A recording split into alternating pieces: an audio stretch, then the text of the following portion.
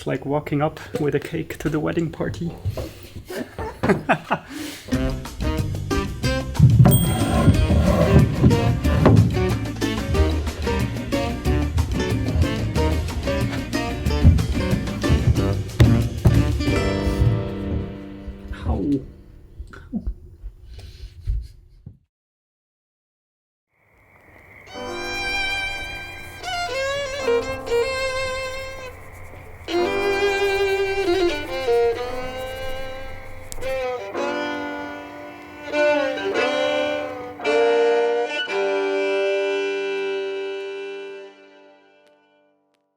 Hello and welcome to Sailing Magic Carpet, where the refit continues.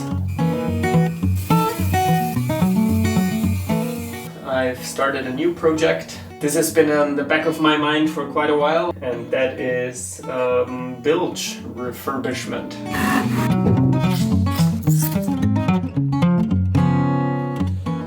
We have taken the holding tank out of here. These two floor timbers were compromised, so they need to be redone. And while I'm at it, now that it's so nicely accessible, I am also taking care of the gel coat and the fiberglass that was put in place, sanding the whole thing. I want to have smooth surfaces, and also this will all get paint. It needs to be sanded in preparation for being coated again.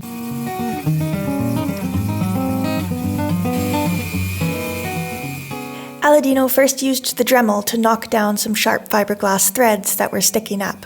You may wonder why this step is necessary, since it seems like he could have grabbed the sander right away. The reason is that Aladino really loves his Mirka sander, and does everything in his power to make sure he doesn't damage it. A wise choice, considering the Mirkas are pretty expensive machines. And these really sharp, pointy edges of fiberglass could damage the pad of the sander, so he chose to just flatten them out with the Dremel first. And meanwhile, I had another project on the go. I'm speaking to you outside because the Dremel is quite loud. Basically all I'm doing is cutting indentations in these larger beams for these smaller beams to sit inside. I'm really happy that I took that woodworking course in Port Townsend a little while ago because it definitely prepared me for doing simple things like this.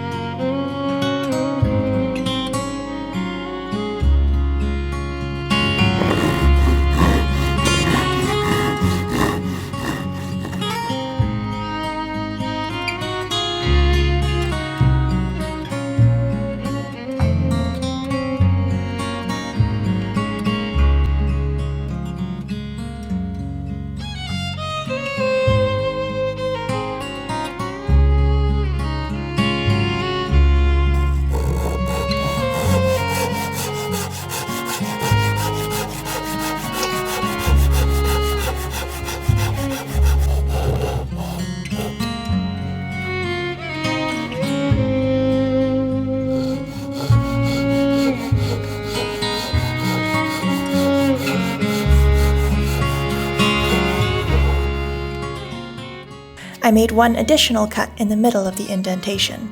This was a little trick I learned in school, and watch what happens next. It's quite fun.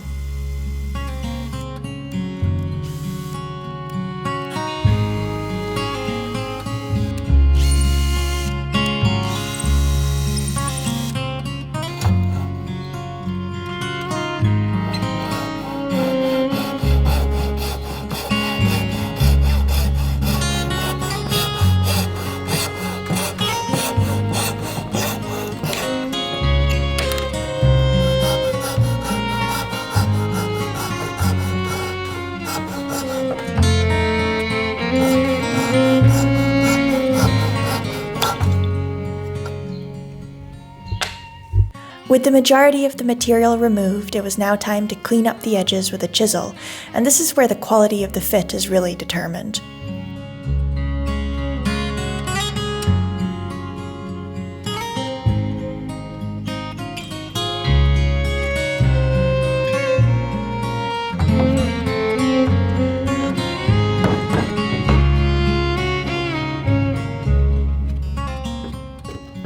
I'll be honest, I didn't make any beautiful joints here. There are some pretty big gaps here and there, but for floor timbers, they're fine, and they'll serve their purpose well.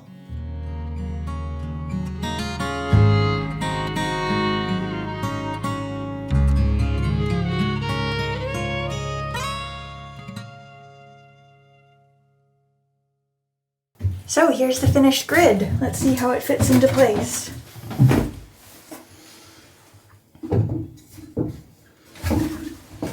Initially I thought to notch them to go into this timber, but since we are closing the V-berth here, this will no longer be necessary.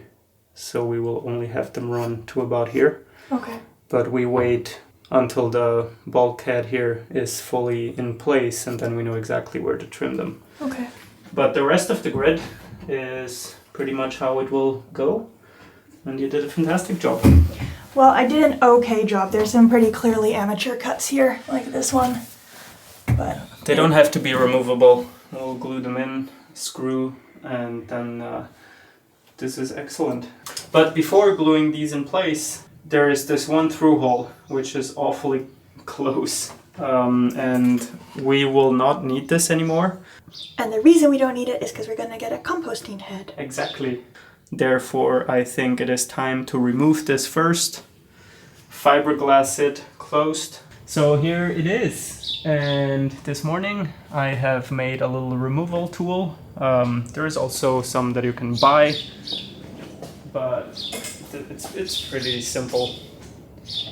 So I bought a flat bar of iron and I made a cutout because there are two ledges inside. If I push it in firmly and then rotate it to where it's touching the ledges, then I should be able to turn it. Or let's try this one first.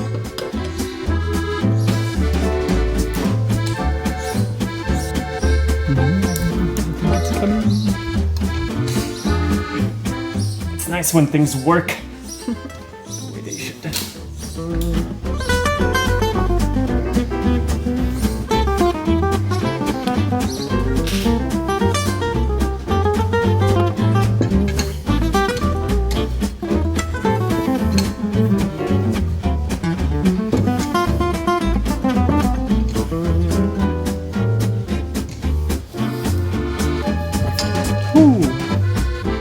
Awesome. So here is the view of the through hull from inside the boat. So the idea with fiberglassing over a through hull is to use a grinder and making a nice gradual slope all around the perimeter of where the through hull once was, from both the interior and exterior. And then you can add layers of fiberglass gradually, getting wider and wider on each layer to build it back up to original hull thickness, and at the end you should have a perfectly smooth finish. So that's the plan here, and next we have to start grinding.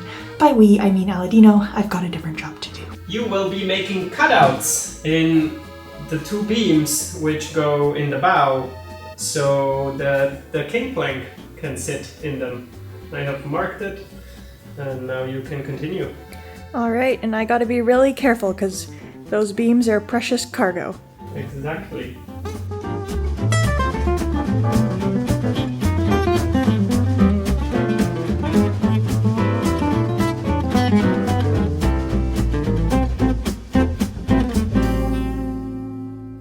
So rinse and repeat. I'm basically doing the same thing, but this time I am going to try to be a little bit more precise, take more time.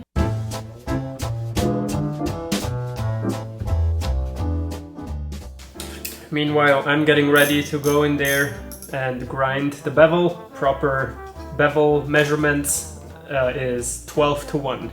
So if the hull thickness is 1 inch, then you gotta extend 12-inch diameter. So that's the circle that I've marked from inside. I'm looking for some tape, some plastic sheet. I wanna make a little bubble where I'm grinding. Yay, yay me. Let's get this done.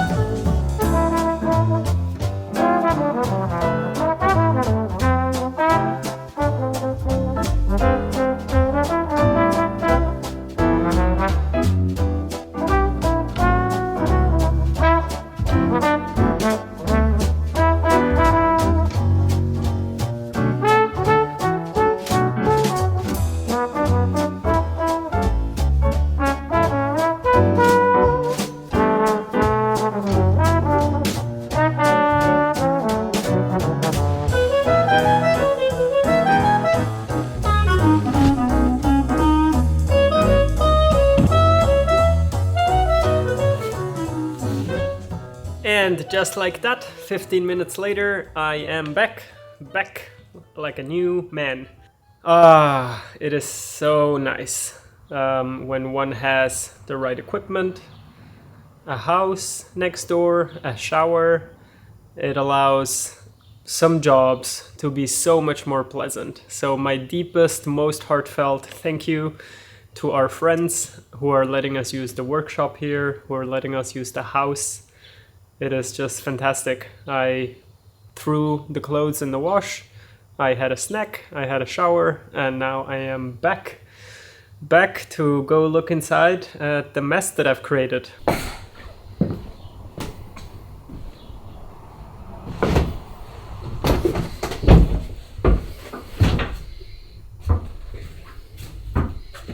I can certainly smell it in the air. Oh yeah, that is quite messy.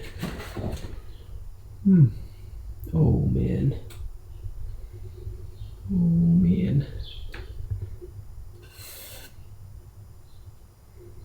Right. Yeah, my tent didn't prevent much. Well, it did prevent a lot actually. It's just that it would have been even an awful lot worse. But this stuff is incredible. If you can see the spider webs up here, how they're all white and dusty now.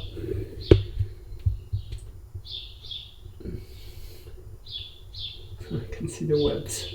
Funny. Alright, time to clean up.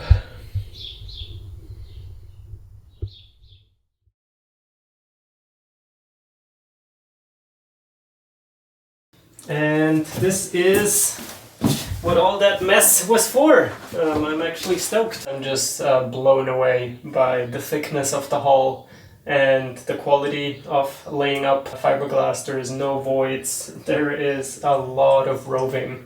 So as I was grinding, I could see the circles, so I could go and count the layers now. Fiberglass on little things on the interior, like the floor timbers, the grid, stuff like that. That was a no-no, but the important things like the hull is A+. And probably though it's because this is an owner finished boat, and yeah, laying up fiberglass is not a joy and takes some practice.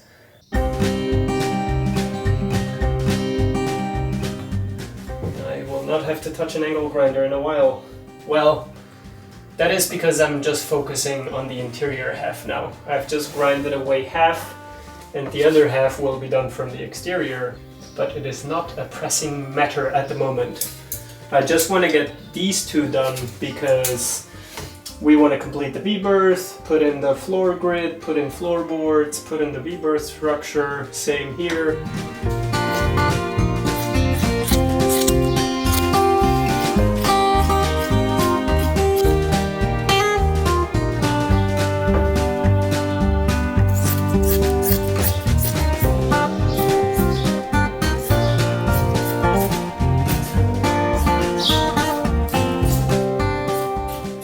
I have cut out all the little onion rings that I need to close the through hole. Feels about right, but I cannot exactly predict how many I will need and which one I will use. Maybe I use every second one. It depends how the bevel is creating as I go. But one thing of discussion is, well, what am I starting with the smallest one or with the biggest one? And there is two schools of thoughts. If you look at literature from like West System, they are from the school of starting with the biggest one.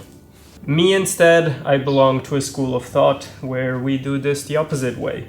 I'm going to pause here quickly because in a previous video when we installed the bobstay fitting, Aladino used the West System recommended approach, starting with the larger piece of glass. We got several comments from people wondering why we did this, and the short answer is that when using epoxy, the order of laminations doesn't really matter. The longer answer is best described by Don Casey, author of This Old Boat. I've included his answer on the screen here, and if you're interested, pause the video to read it, or just go get a copy of Don's book. I can vouch for the fact that it's excellent. Now, back to Aladino. Anyway, whatever you choose, those are the two options.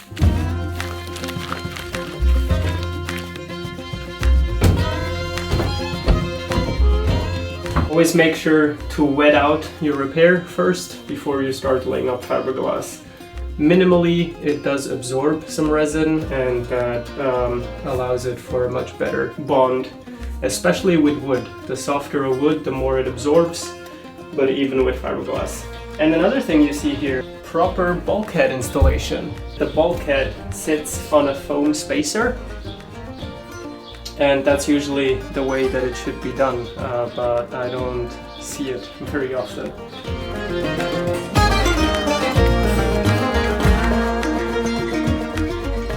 Looking at this from an engineering standpoint, when working with fiberglass, we are not achieving the correct resin to glass ratio. The best ratio is pretty high glass and pretty low resin. When you are laying fibers by hand though, then you usually get much higher in resin.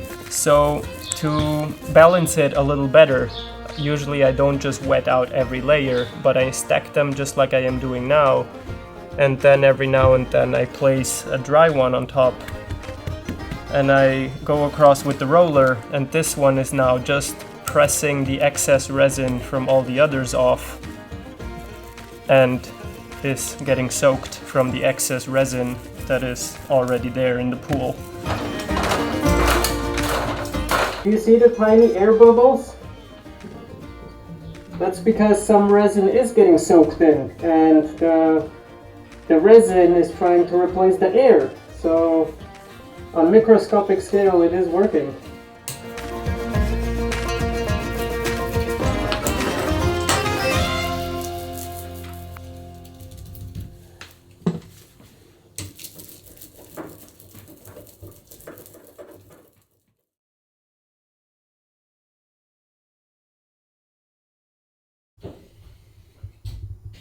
Alright, my two patches have cured overnight and I'm very happy with how they look. The bluish color that you can see right now is not the epoxy, it's not the resin, it's a piece of fabric that I've put on top of it, and it's called peel ply. Because now that the repair is done, I can rip it away, peel it off. It soaks up excess resin. And also, when epoxy cures, there is wax that comes to the surface, and it's called amine blush. And instead of it being on the last layer here now, it is on the peel ply. And what that helps me is that I don't have to go ahead and remove the amines now from this surface, but it's already prepared. And also, it leaves the repair with a textured surface instead of shiny, so I can continue working on it right away. If I wanted to, I can put putty over it and it will mechanically adhere. So it saves a bit of prep work. And more often than not, I prefer doing the prep work, just because even the peel ply leaves some edges. It makes, you have to do a lot less work, but you still have to do work, so I just prefer not using a lot of this, which is garbage now. I do use it sometimes, and that is when a repair is very hardly accessible to do the prep work. Here I did it because it's a very small repair and it gave me a nicer result, and now it's ready to go. Over the next few days, a lot happened. We even finished fiberglassing the interior of the V-berth, a job we started a couple weeks ago. I enjoyed doing the fiberglassing. It was only an afternoon's worth of work, not including all the prep work, of course, but it was satisfying, and at the end it felt like we'd really accomplished something, like the project is moving along. We used some foam to cover the through-hull patch and then covered it with fiberglass just to match the thickness of the surrounding balsa insulation. Once again, our hull isn't cored, it's insulated, the difference being in that balsa plays no structural role here. Aladino also put the floorboards in place with some epoxy. They're far from done, as they need to be epoxied and fiberglassed and sanded and painted and the whole 9 yards, but nonetheless, at least now we have something to walk on. And Dini even mixed some epoxy with white pigments to get a white coat on the new fiberglass, so it's looking closer and closer to the end result. But perhaps the most exciting part is up at the bow.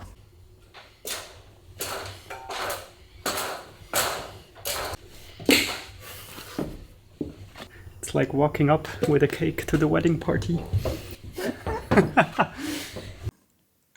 This is the king plank. I had fit it into our new beams and applied epoxy from below.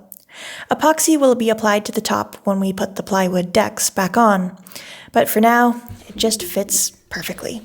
As satisfying as fiberglass work is, it really can't compare to woodwork.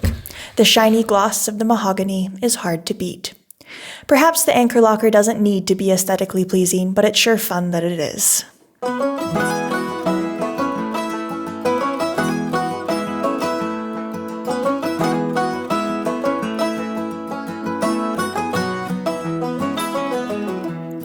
So it's been a good week. Although it started off with a Dremel in the bilge, it ended with a beautiful new piece of wood fitted into the bow, and that's a pretty good week in our books. Thank you so much for watching. A huge thanks to our patrons for making these episodes possible every week. We're so appreciative of your support. You guys keep the channel going. If you'd like to join Patreon and get weekly real-time updates, I always leave a link in the video description, and it's what keeps the channel alive. So thank you so much for that.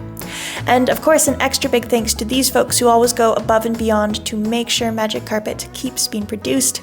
We will see you all in the next episode.